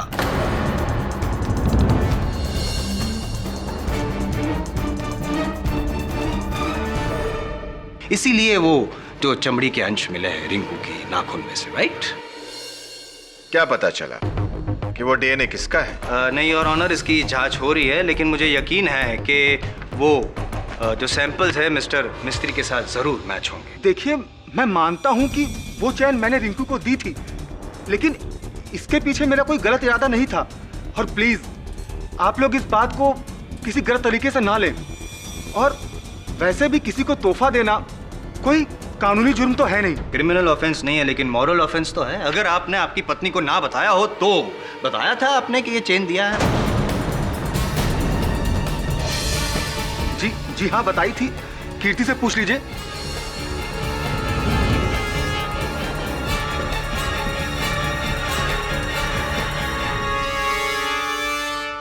जी हाँ वकील साहब, मोहित ने मुझे ये बात बताई थी और आप सब लोगों को गलतफहमी हुई है कि मोहित और रिंकू का कोई अफेयर था। इनफैक्ट ये चेन तो मैंने ही रिंकू के लिए सिलेक्ट की थी। हाँ। अच्छा, करेक्ट।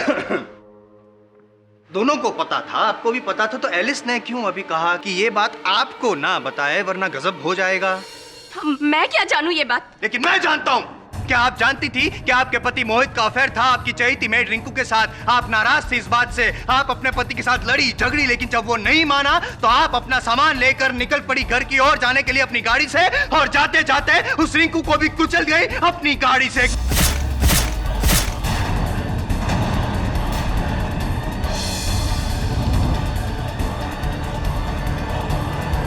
कम ऑन मिसेस कीर्ति, दुनिया में किसी भी औरत को यह बर्दाश्त नहीं हो सकता कि उसका घर, उसका पति, उसका परिवार उसके लिए सबसे महत्वपूर्ण होता है और कोई भी उसे ठेस पहुंचाए। यह बात सही है कि आपने भी बर्दाश्त नहीं किया, लेकिन आपने रिंकू को मार डाला।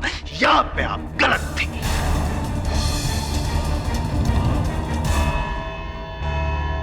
यह अदालत अगली सुनवाई तक के लिए मुलतवी की जाती है। क्या लगता है सर, मोहित का अफेयर उसकी मेड रिंकू के साथ था? पता नहीं वरुण, लेकिन रिंकू को लेकर कोई तो बात है जो मिस्टर और मिसेस मिस्त्री हमसे छिपा रहे।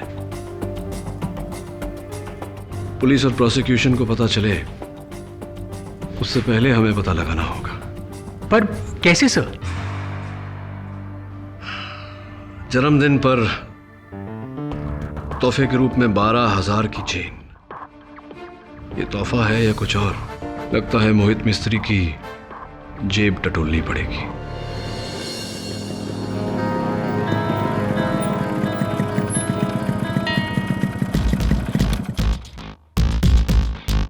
शिफाली, मैं तुम्हें बाद में कॉल करता हूँ। अरे कॉल कर रहा हूँ बाबा। शिफाली, मैं लिफ्ट में दाखिल होने वाला हूँ, सिग्नल वैसे ही कट जाएगा। ट्राई एंड अंडरस्टैंड बाबा। हाँ, मैं कर रहा हूँ। आप तो मिस्टर केडी पाठक के साथ काम करते हैं ना? जी हाँ, मेरा नाम वरुण है। अच्छी। मिस्टर मिस्त्री से मिलने आया रिंकू की डेथ के सिलसिले में।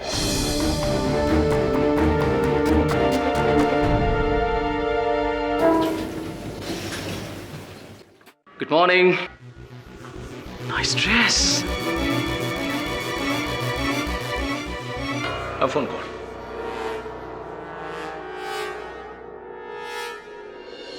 कमाल करते हैं आप। मिस्टर पाठक को मैंने ही अपनी वाइफ का केस दिया और आप तो हमारे ही पीछे पड़ गए हैं। और जब मेरी वाइफ कीर्ति ने भी कह दिया कि मेरे और रिंकू के बीच में कुछ नहीं है, तो आप इस बात को मानते क्यों नहीं हैं? आप और आपकी वाइफ जो भी कहें, लेकिन आपके क्रेडिट कार्ड स्टेटमेंट्स कुछ और ही कहते हैं। 12,000 की सोने की चेन तो आपने खरीदी, उसके साथ ही हर महीने 5 दिन आप यहाँ से 2 किलोमीटर दूर होटल डेल स्टार में एक कमरा बुक करते थे मिस्टर और मिसेस सेठी के नाम पर। ये मिसेस सेठी रिंकू ही थी ना? देखिए, आपको मेरे जाती मामले में दखल नहीं देना चाहिए था। मिस्टर मिस्त्री, अगर आप अपनी वाइफ को छुड़ाना चाहते हैं तो इन जाती बातों को बाहर आना ही होगा। देखिए, केडी से ये सबूत अदालत में भी रख सकते थे, लेकिन उन्होंने मुझे पहले आपके पास भेजा ये जानने के लिए कि सच क्या है। सच? जी हाँ, सच। इसलिए प्लीज सच बोलिए। अगर ये सच दुनिया के सामने आ गया तो मेरे फैमिली की इज्जत, उनका मान सम्मान। ठीक है, अगर आप सच जानना ही चाहते हैं तो सुनिए, प्रोसिक्यूशन जो कह रहा है वो सही है। कीर्ति मेरे अफेयर के बारे में जान गई थी। रिंकू और आपका? नहीं, रिंकू नहीं। मेरा अफेयर तो मेरी पुरानी गर्लफ्रेंड निशा के साथ में था। और ये क्रेडिट कार्ड के बिल्स, होटल की डिटेल्स जो आप मुझे दिखा रहे हैं, ये सब उसी के साथ होने का नतीजा है। तो फिर रिंकू? रिंकू मेरे अफेयर के बारे में जानती थी, या यूँ कह लीजिए कि वो मेरी हमराज थी। वैसे मैं पेशे से एक राइटर हूँ, अपना सारा काम घर पे ही करता हूँ। तो मेरी वाइफ कीर्ति ऑफिस जाती है। तो जब मेरी वाइफ कीर्ति ऑफिस जाती थी तो अक्सर मैं चोरी छिपे अपनी गर्लफ्रेंड निशा से मिलने चला जाता था।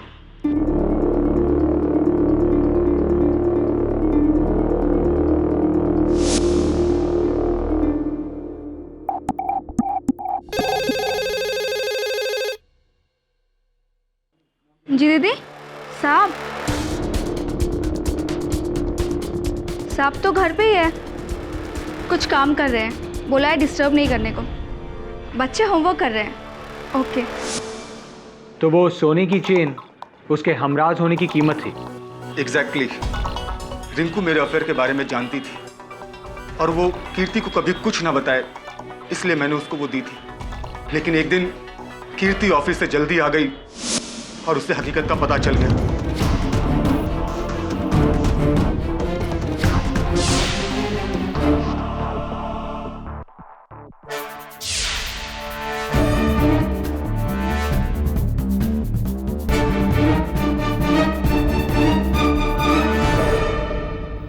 और तुम समझ क्यों नहीं रही हो?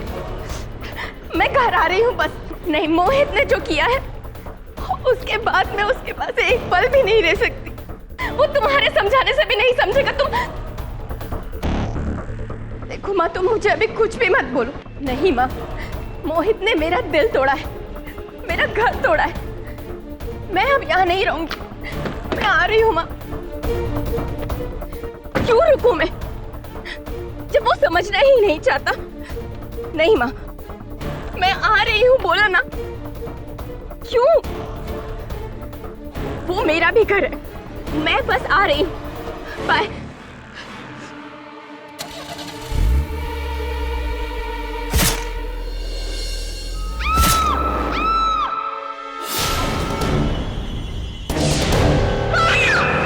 मिस्टर मिस्त्री, आप 100% श्योर हैं आपकी पत्नी ने रिंकू को नहीं मारा? 100%। मैं जानता हूँ कि कीर्ति रिंकू से खफा थी क्योंकि उसने मेरे झूठ में साथ दिया था।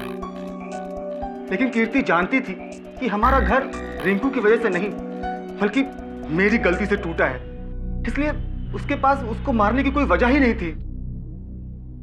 पर मिस्टर मिस्त्री, जब आपकी वाइफ ने गाड़ी रिवर्स की तब उन्होंने रिंकू के चीखने की आवाज सुनी। इसका मतलब यह है कि रिंकू उस वक्त जिंदा थी।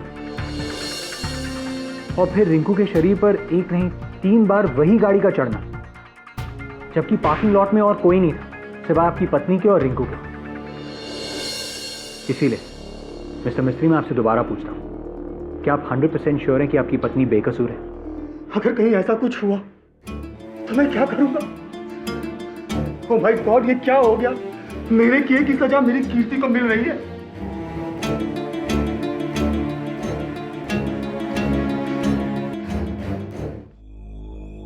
रिंकू के बारे में ये पता चला है कि वो ज्यादातर मिसेस मिस्त्री के फ्लैट में ही रहती थी। मिसेस मिस्त्री के बच्चों को स्कूल से लाने जाती थी, उन्हें गार्डन लेकर जाती थी और कभी कभी मार्केट जाती थी। एलिस के सिवा उसकी और कोई दोस्त नहीं थी और ना ही कोई दुश्मन। अगर ऐसा है वरुण, फिर उसे कोई क्यों मारना चाहेगा? कौन मारना चाहेगा? एक काम कर, वो लिफ्ट के सीसीटीवी का फुटेज लगा।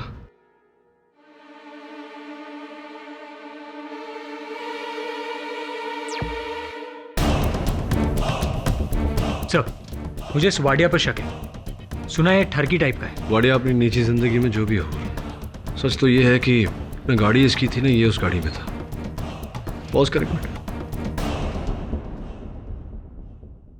पहले वो क्लिप चला जहां मिसेस मिस्त्री नीचे आती है।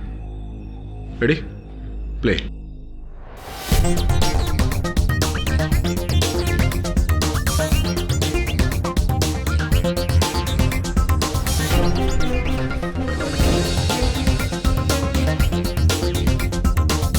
Okay pause. 1 minute 10 second. अब वो जिसमें वाडिया और रिंकू है। रेडी? प्ले।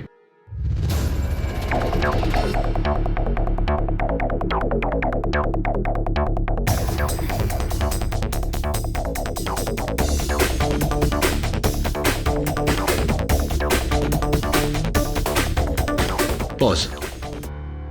1 minute 22 second. कुछ तो गड़बड़ है वरुण। जब मिसेस मिस्त्री 9 माले से नीचे आई बेसमेंट तक, यानी कि 9 माला और 1 माला बेसमेंट का 10 माले, यानी कि 10 माले का सफर तय करने में उन्हें पूरा 1 मिनट लगा।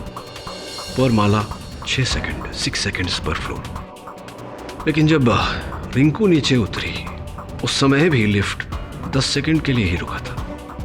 तो फिर रिंकू को यह सफर तय करने में 1 मिनट 22 सेकंड क्यों लगे? सर, ये कैसे मुमकिन है? लिफ्ट्स की तो एक ही स्पीड होती है। लिफ्ट की तो एक ही स्पीड है, 6 सेकंड्स पर floor, 12 minute, 2 extra floors, 9 + 2 11। 11th floor. 11th floor. पर रिंकू 11th फ्लोर पे क्या कर रही थी? तूने कहा था ना, बिल्डिंग में उसकी इकलौती दोस्त एलिस है। पता लगा, एलिस तुझे 11वें माले पर ही मिलेगी। सर, ये वो कीबोर्ड है। गाड़ी धोने के बाद सारी चाबियां लाके हम यहाँ पे जमा करते हैं। उस दिन मिसेस मिस्त्री को मैं यहाँ से निकल के चाबी दिया था। उससे पहले चाबी किसी और के हाथ तो नहीं लगी थी ना? नहीं साहब। सिवाय तुम्हारे। मुझे मिस्टर मिस्त्री की गाड़ी देखनी है जो बेसमेंट पार्किंग में है।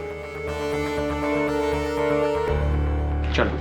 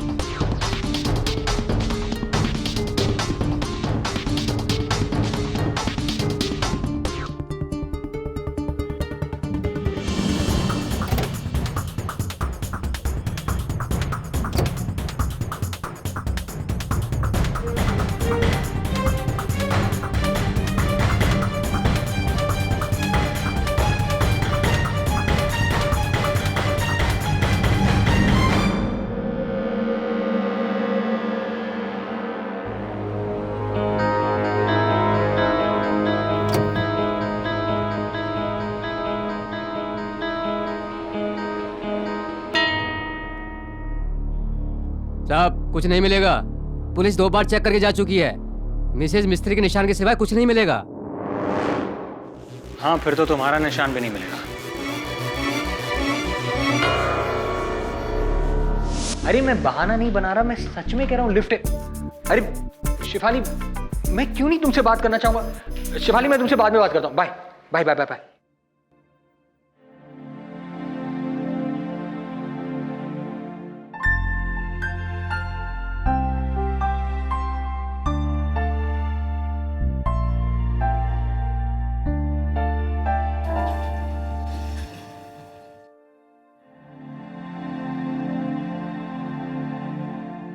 चुप, दोनों चुप हो जाओ। अगर मस्ती करोगे तो आइसक्रीम नहीं मिलेगी। तुम एलिस हो ना, रिंकू की दोस्त? जी, आप मिस्टर मिस्त्री के घर आए ना उनसे मिलने? नहीं, मुझे 11th फ्लोर पे जाना है। वहाँ कौन रहता है? वहाँ तो मेरा घर है, मेरी मेम साहब का। और 3 फ्लैट्स हैं मगर 2 खाली हैं। तीसरे फ्लैट में कौन रहता है? मिस्टर वाडिया। आप तो मिले होंगे ना, बिल्डिंग के सेक्रेटरी। ओ हाँ। क्यों, क्या हुआ सर? नहीं, कुछ नहीं, thank you.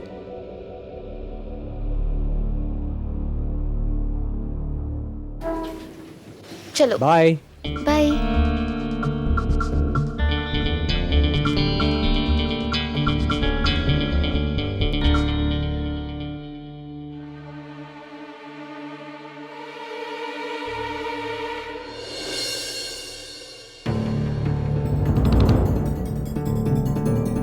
Yes mister Wadia, मुझे आपसे रिंकू के बारे में कुछ पूछना था।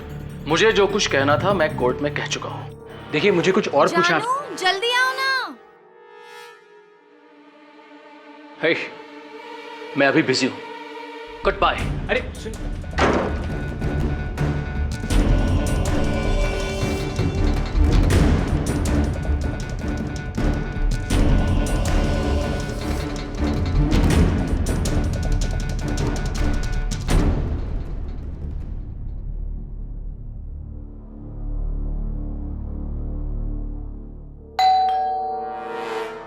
जी। हाय। कौन है एलिस? वो केडी पाठक जी के साथ काम करते हैं ना, आइए ना। तो मिस्टर वाडिया के बारे में जानना चाहते हैं आप? जी। बिल्डिंग के सेक्रेटरी हैं, अकेले रहते हैं, पर ना जाने उनके घर कौन कौन सी औरतें आती हैं। तभी तो कोई भी लड़की उनके घर पे काम करने को रेडी नहीं होती है। बदतमीज है बुढ़ा, कभी एक को छेड़ता है तो कभी दूसरे को। नॉनसेंस है, डर्टी मैन। अरे रिंकू के पीछे तो हाथ धो के पड़ा हुआ था। वो तो हमेशा किसी न किसी कोशिश से वो चाहता था कि वो उसके घर पे आ जाए। उस दिन मौत से पहले रिंकू इसी फ्लोर पर आई थी, क्या आपने उसे देखा था? मैं तो बाजार गई थी और एलिस बच्चों को लेके गार्डन में, लेकिन मेरे पति घर पे थे। नरेन ये पूछ रहे थे कि तुमने उस दिन रिंकू को फ्लोर पे देखा था? नहीं, मैंने नहीं देखा। आप एक काम कीजिए ना, जाकर उस वाडिया से पूछिए, अक्सर बुलाता रहता है वो उसको।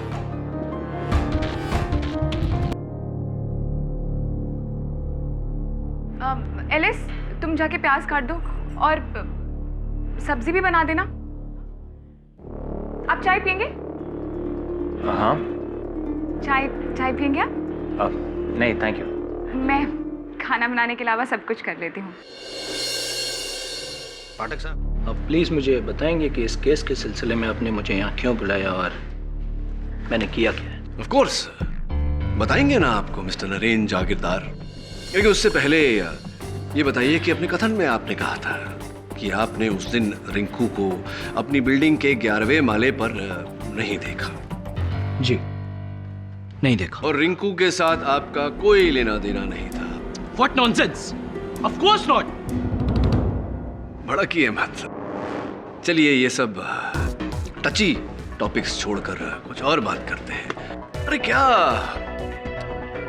जिस दिन रिंकू की हत्या हुई क्या पक रहा था लंच पर आपके घर में? क्या बकवास सवाल पूछ रहे हैं आप मुझसे? बेतुका लगता है पाठक साहब, भूख लगे आपको हैं? वरना ऐसे सवाल ना करते। आप लंच का मेन्यू और मर्डर का क्या लेना देना? योर ऑनर, अगर प्रोसिक्यूटर साहब थोड़ा सा धीरज धरे तो अर्थ सामने आ जाएगा। Over ruled. क्या कह रहा? हाँ, क्या क्या पक रहा था लंच में आपके घर में?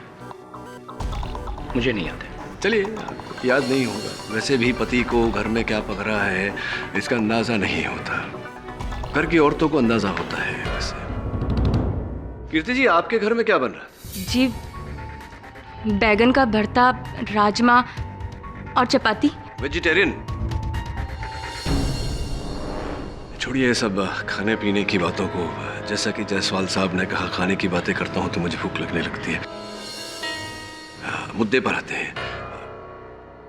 रिंकू जी की हत्या के बाद फोरेंसिक्स को उनके हाथों के नाखून के अंदर से किसी मर्द के चमड़े के रेशे मिले।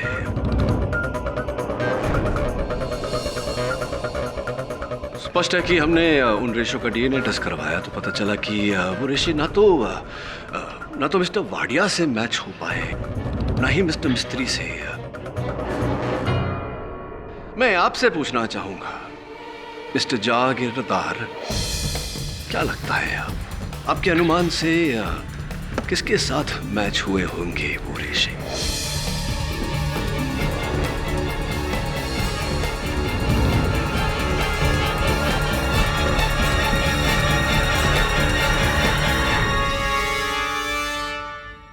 खामोशी, योर ऑनर। सही जवाब मिस्टर जागीरदार। वो रेशे जो रिंकू के नाखून के अंदर पाए गए, उसका डीएनए मैच आपके साथ हुआ, आपके साथ।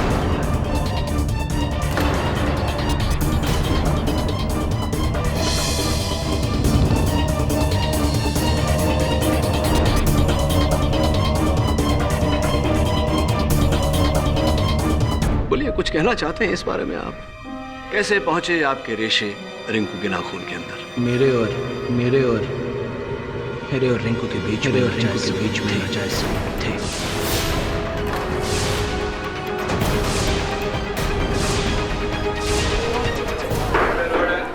Silence in the court, please. और फिर जब रिंकू जी आपसे मिलकर नीचे गई, आप उसके पीछे पीछे सीढ़ियों से बेसमेंट में गए।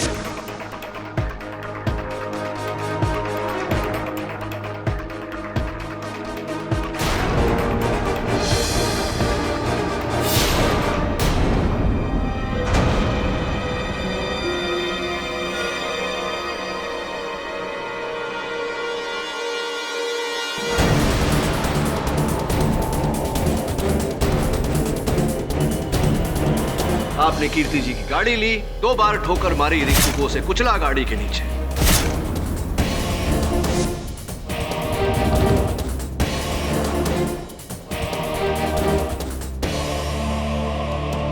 और फिर आपने कीर्ति जी की गाड़ी में से अपने सारे निशान मिटाए।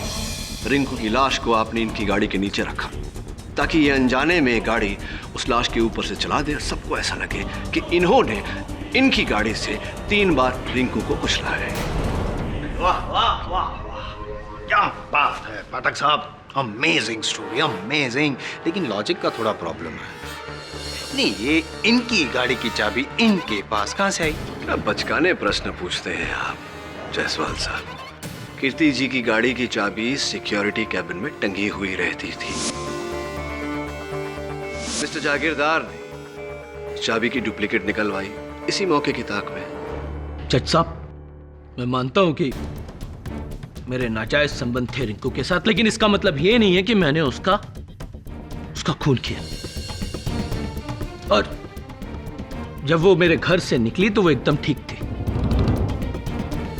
और मैं उसके पीछे पीछे पार्किंग एरिया में भी नहीं गया था। मैं अपने घर पर ही था। करेक्ट करेक्ट पाठक साहब। जी जी, यू आर नॉट करेक्ट। नहीं, क्या थियरी जरा समझाइए ना। अगर मिसेस कीर्ति के नीचे उतरने से पहले मिस्टर जागीरदार ऑलरेडी बेसमेंट में गए थे और उसने रिंकू को कुचल दिया था, इसका मतलब ये हुआ कि जब मिसेस कीर्ति ने गाड़ी रिंकू के ऊपर चढ़ाई तब वो मर चुकी थी। तो मर चुकी थी तो वो चीख कहां से आई?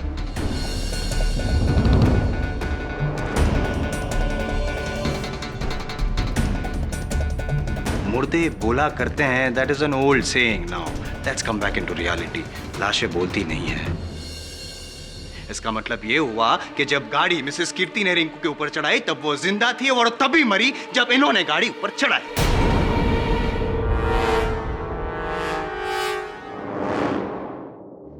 मुर्दे बोला करते हैं, that is an old saying, now let's come back into reality. लाशें बोलती नहीं है। इसका मतलब ये हुआ कि जब गाड़ी मिसेस कीर्ति ने रिंकू के ऊपर चढ़ाई तब वो जिंदा थी और तभी मरी जब इन्होंने गाड़ी ऊपर चढ़ाई। सिंपल। Actually simple.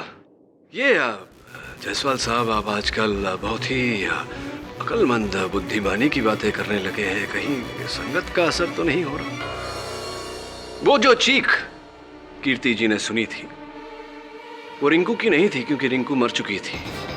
वो चीख उसकी थी, उस महिला की थी जो वहां पार्किंग में उपस्थित थी उस समय, जो चीखी ताकि कीर्ति जी को यह आभास हो कि इन्होंने किसी को कुचला। और चूंकि आप तो मर्द हैं, महिला तो है नहीं, आप विराजिए अपनी पत्नी मिसेस नीता जागीरदार को भेजिए यहाँ गटखरे में।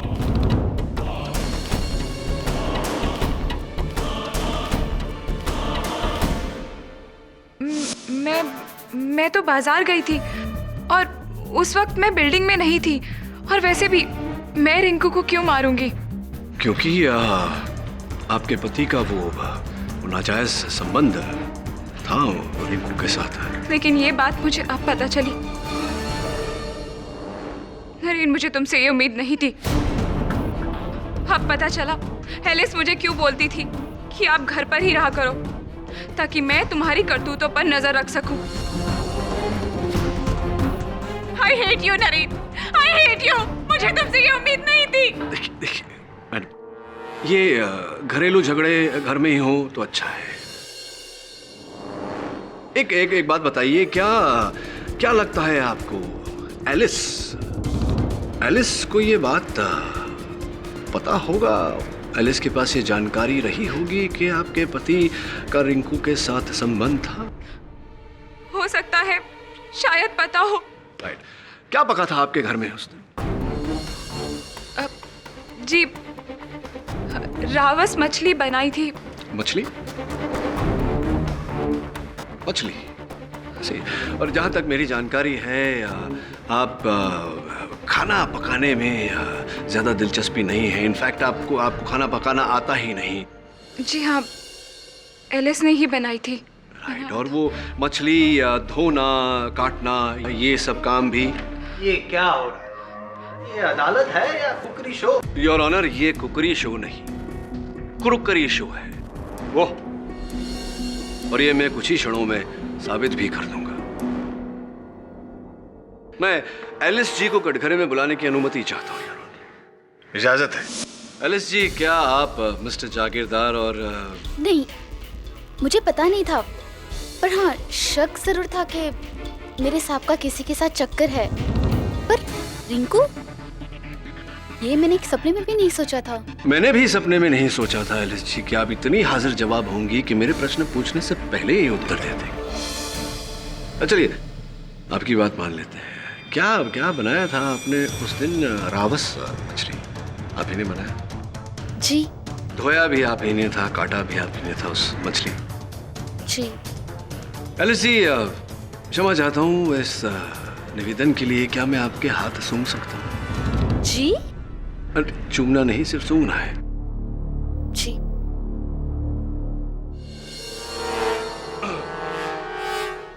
एलिस जी, आप यहाँ अदालत में आने से पहले प्याज, अनियंस काट के आई हैं। जी। यही प्रॉब्लम हो गई आपको।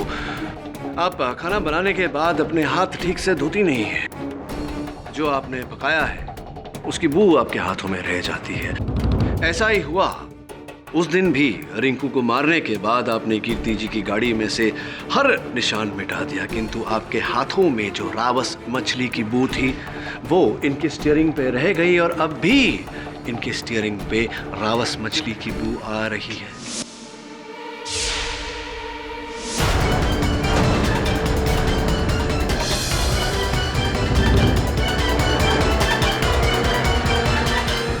जी, आप क्या मतलब? मैं समझी नहीं। मैं ये कह रहा हूँ कि आप ही ने एलिस जी रिंकू की हत्या की है। आप ही हैं हत्यारे।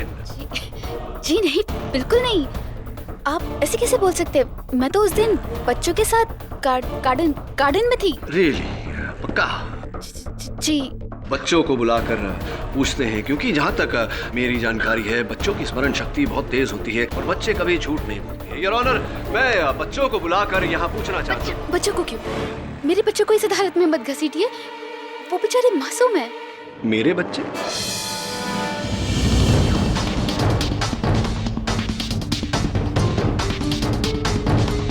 मेरा घर, अपना घर, अपना परिवार। पहले से ही आप अपने आप को जागीरदार परिवार का हिस्सा मानती आई है और अपने इस परिवार की प्रतिष्ठा बनाए रखने के लिए जिसे रिंकू के कारण ठेस पहुंची थी, आपने पहले रिंकू को समझाने की कोशिश की लेकिन वो नहीं मानी। तब आपने ये प्लान बनाया, आप बच्चों को लेकर गई गार्डन में, किसी के सहारे छोड़ा। जो डुप्लीकेट चाबी आपने कीर्ति जी की गाड़ी की बनवाई थी उसे लेकर गई आप पार्किंग में, रिंकू के आने का इंतजार किया और रिंकू के नीचे आते ही आपने उसे गाड़ी के नीचे कुचल दिया।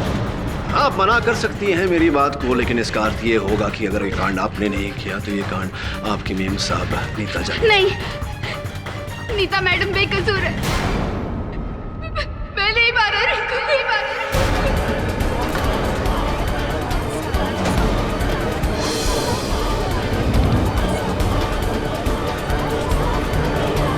Order order, silence in the court please.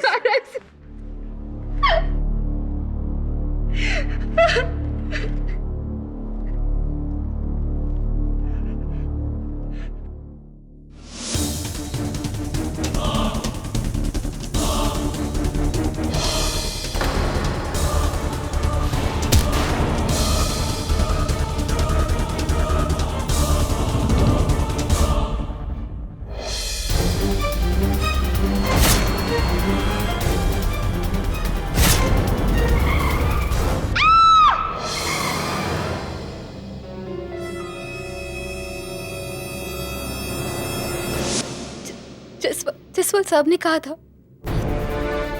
कि औरत के लिए सब कुछ उसका घर परिवार होता है और नीता मैडम मेरा घर है, मेरा परिवार है। जो उन्हें तोड़ने की कोशिश करेगा मैं उन्हें नहीं छोड़ूंगी। ये बात मैंने रिंकू को समझाया था, लेकिन वो ये चीज समझने को राजी ही नहीं थी। उसको सबक सिखाने के लिए कि जब उसका घर टूटेगा तो उसे कैसा लगेगा, इसलिए मैंने ये सारा चीज किया। और इसीलिए आपने मिस्टर और मिसेस मिस्त्री को शिकार बनाया। कसूर मेरा नहीं था, कसूर रिंकू का था। अगर वो मेरे परिवार को नुकसान नहीं पहुंचाती तो मैं शायद कभी नहीं करती।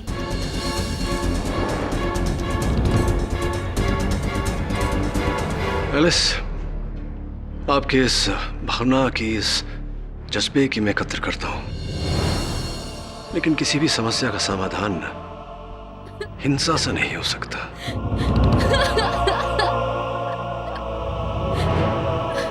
Arrest my case, Your Honor. यह अदालत एलिस डिसिल्वा को रिंकू सन्याल के कत्ल में दोषी पाते हुए हिरासत में लेने का हुक्म देती है और कीर्ति मिस्त्री को इस मुकदमे से बाइज्जत बरी करती है। The case is closed. Pathak साहब, अब क्या है यार? क्या पकाया है आपने यार? हाँ। नहीं, इस कच्चे केस को पकाया, जीत गए आप। Congratulation sir. कंग्रेचुलेशंस तो मुझे तुम्हें कहना चाहिए। मुझे? हाँ, तुम्हारे उस मछली के मुंह के कारण मैं सत्य तक पहुंच पाया हूँ। वेल डन मालूम। Thank you sir. कभी कभी बच्चा भी अच्छा काम कर जाता है। और भी दिलचस्प कहानी देखने के लिए हमारे चैनल को सब्सक्राइब करें और बेल आइकॉन दबाना न भूलें।